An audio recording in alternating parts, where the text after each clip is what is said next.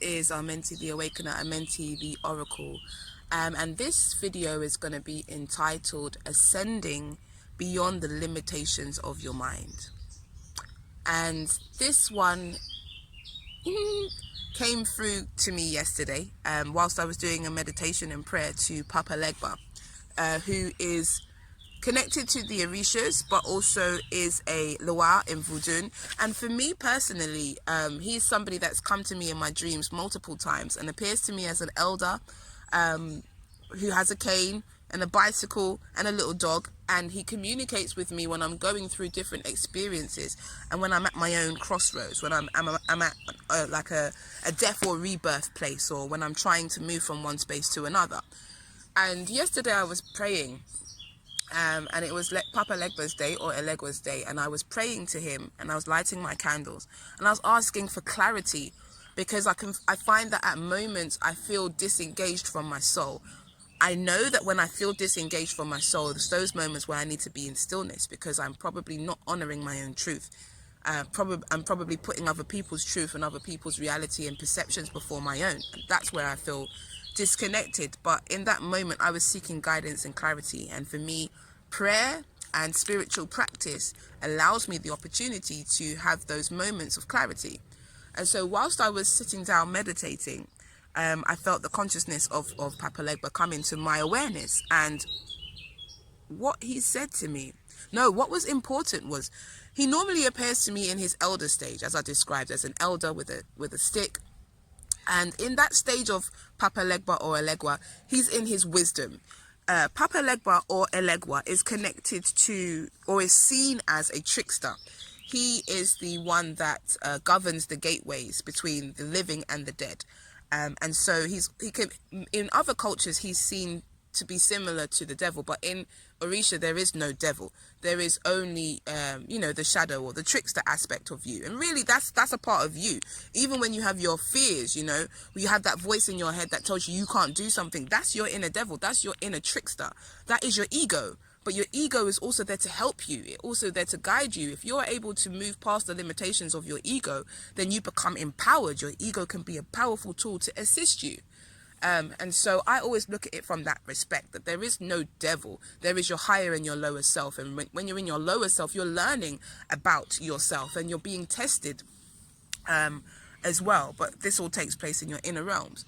So he appeared to me in his trickster image, which he doesn't usually appear to me as. And most of the time when you feel that trickster energy, you think, oh my God, something negative is going to happen. Or, maybe I don't know, but sometimes you don't always get a good feeling. And so I felt his consciousness, and I felt that it was Elegwa this time. And so he could feel in me that I felt this apprehensiveness, like, oh my God, okay, so if he's turning up, then something must be wrong.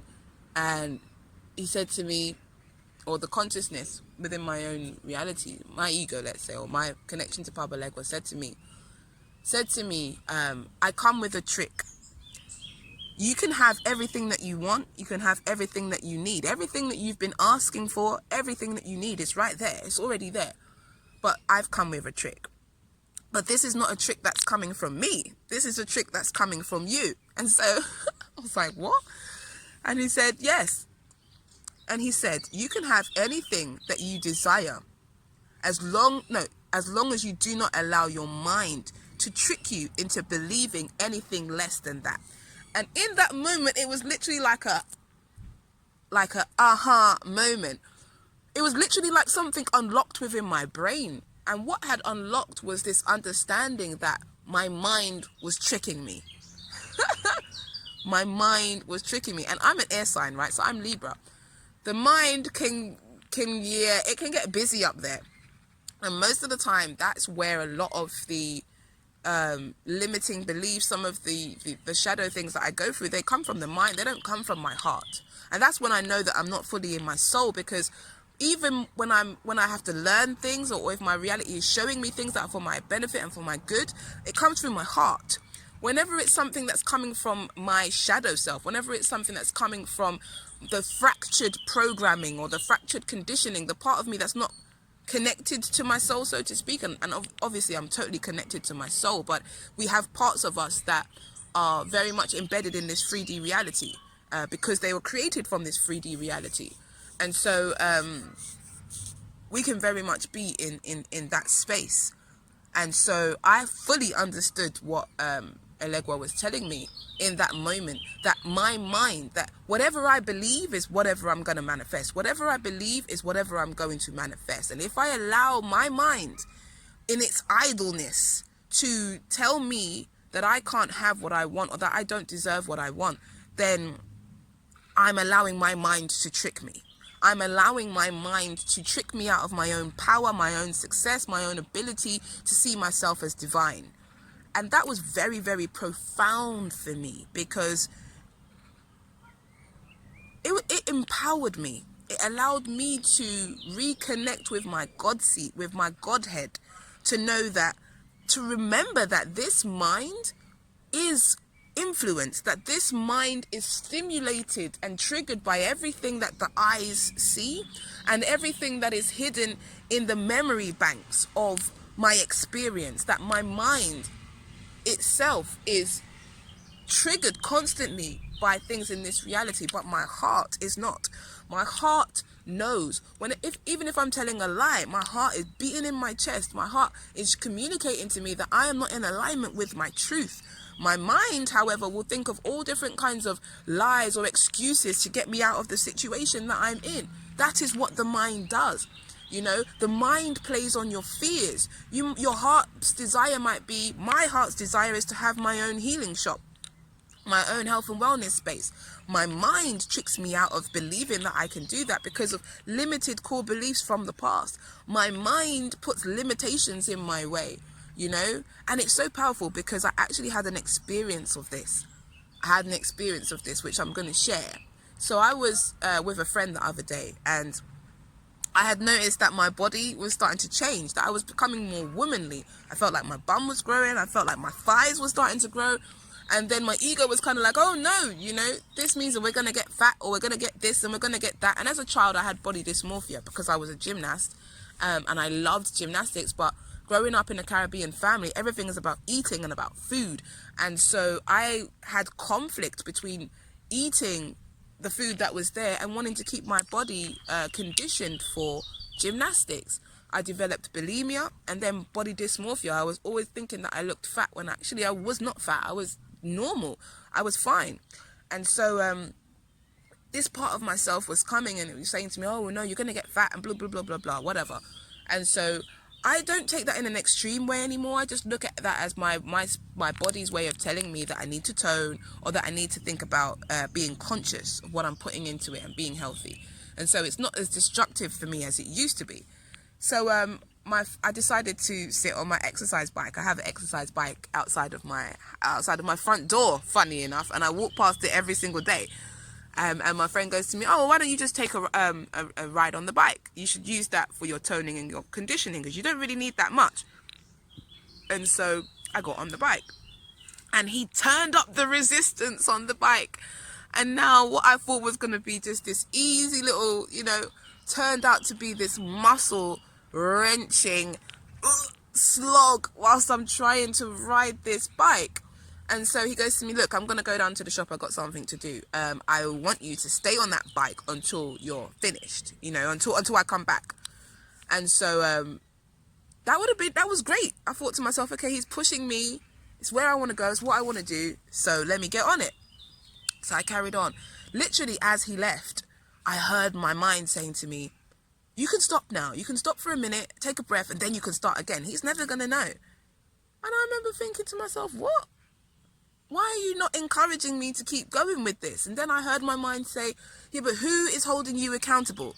Who is going to, you know, give you a prize, whether you win this or not, whether you complete this or not? And I thought to myself, that's true. Nobody's going to give me a prize. Nobody's going to, you know, it's just me. But I'm doing it for me. I'm doing it for myself. So I carried on riding, carried on riding. Then I started to feel the pains in my leg. I felt like he was just staying out there longer to make sure that I was riding on the bike for a sustained period of time. And I felt the burning in my thighs, and I felt my back starting to hurt. And I heard that voice again saying, so you can stop now. Just stop. And then when you hear him coming up the stairs, you can start riding again. It will look as if you've been riding the whole time. And I just was listening to this part of myself. And I'm thinking, is this what's really going on in the back of my mind? You know, what about the days when I don't feel strong enough to deny this voice? What's really going on? This is the reason why I set myself all of these plans and never actually get to do it. This is why I was set to go on live yesterday and I didn't, you know, I chickened out at the last minute. It's because of this particular voice. Where the hell did this voice come from? And how is this really serving me? I'm not happy with this. This voice is occupying too much space in my mind and in my reality. And now I've seen it, it's got to go. And so I focused on one point on this bike. And I just kept on focusing on that point and I kept on riding. My legs were burning. My arms were hurting. One part of me was complaining. But my consciousness, there's this very strong part of me that was just focusing on that spot. And that was saying, I'm going to do this. And I'm going to do it and I'm going to do it well. And I am going to finish this only when he comes. In fact, I'm actually going to ride a little bit more when he comes. Just to say to that part of my voice, you know what I mean? Jog on. And so I kept on riding. And I pushed through and I pushed through and I pushed through. And I felt where my ego broke. I felt it. I felt where it broke. And it was now just watching. It's like my ego was watching like, oh my God, what's she going to do? Is she going to do this? And then my friend came up the stairs and he was like, wow, you're still riding. And I said, yes. And I carried on riding for another 3 minutes. And then when I finished, I let go and I put up my arms and I was like, oh my God, thank you, friend. And he was like, why? You feel good? Your body feels good? I said, no. I said, you gifted me with one of the most powerful tools right now. You reminded me that I'm stronger than my mind. You reminded me that I'm in control of my mind. You reminded me that I'm strong enough to overpower the negative voice of my ego. You reminded me that within me is a very determined spirit that can do anything she sets her mind to. You reminded me of who I am. And he thought I was being a bit extra and a bit dramatic. However, I knew what I had been gifted in that moment. And I took that energy. My mind made those imprints of what I felt, what it felt like to be successful in achieving my goal. My heart stored it. So now I had that feeling of, yes, I can do it. My mind now had this imprint of it in it, that it knew now that, okay, well, there's a voice here that it's just the ego that can be negative, but really, there's another part of us which is stronger. There is a part in here that is stronger, that is connected to the source and is strong and cannot be broken. And the ego took stock as well. It took notice, and it said, "Wow, actually, we can achieve great things when we work together." See, I told you. Oh my God. And you know, to anyone else it might sound like I'm a bit schizophrenic having all of these different voices in my head, but I mean, to me, that's how I've lived my life my whole way through. Anything I've done has been my spirit. My spirit tells me what's going on with people. My spirit tells me how to read people. My spirit is the God in me, and that's the part of me that's always been communicating with me. Before other people could communicate with me, that part of me was communicating with me. But what had crept in was this ego. What had crept in was the ego. As I was growing, as I was experiencing my reality, the ego now was trying to protect me. The ego was now trying to fit in. The ego now, which was trying to assimilate to this reality. And so some of the ways in which the ego was protecting me, I had to now release them. I did not need that protection anymore. Some of the ways in which my ego was communicating with me, I did not need that anymore. I understood that that was not serving me anymore. And I made love to my ego. I said, thank you, ego. I appreciate you, but we're going to work together from now on. Okay? If we've got any fears about something that we've got to do, I want us to discuss them together. I see you. I hear you. I see your power. I know your purpose. But I'm allowing my soul to take center stage, and we'll all work in harmony. And this was powerful for me because I had things that I needed to do that I had been trying to do for the past God knows how many weeks. I used that energy and I got everything done. I started to believe in myself again. I started to, put the effort in, put the work in to my dreams and my goals and my manifestations. And it's been helping me, really been helping me. So sometimes we need to be reminded that we have to face our ego. We have to face our mind. We have to face the limitations of our mind. We have to move beyond the conditioning and the programming of our mind in order to achieve our greatness. We have to be willing to go beyond that voice that says that we cannot do it. We have to be willing to grow beyond the conditioning and the programming by being honest about what's being hidden in our mind, being honest about what we've learned from people around us which doesn't serve us. You know, I picked up a lot of behaviors that were normal in my family that were frowned upon by everybody else, and it isolated me. I ended up hurting people that I didn't even realize I was hurting, because I grew up in an environment where people were hurting each other but did not realize, or I don't know if they didn't realize, but it became normal to do so. And so I've had to learn to be accountable with that. I've had to learn to constantly go through that process of asking myself, where did this behavior come from? I had to release the need to judge it and say, well, no, it's not me, or, well, it's not mine. I had to release that need and just acknowledge that it was there. And obviously, if it's there, it's something that's going to help me to grow. And I have to be willing to look within it. I have to be willing to explore my own shadow. I have to be willing to observe my own mind. And then I have to be willing to take the steps necessary to condition and program my mind to serve my spirit, my soul, and my heart, not my external world. Don't program my mind to serve other people. I program it to serve the God in me. I program it to serve me in helping me to manifest my reality, my soul's purpose, my greatest potential on this realm. And I understand that my mind, when it works in harmony with my heart and my soul, that we are a formidable force.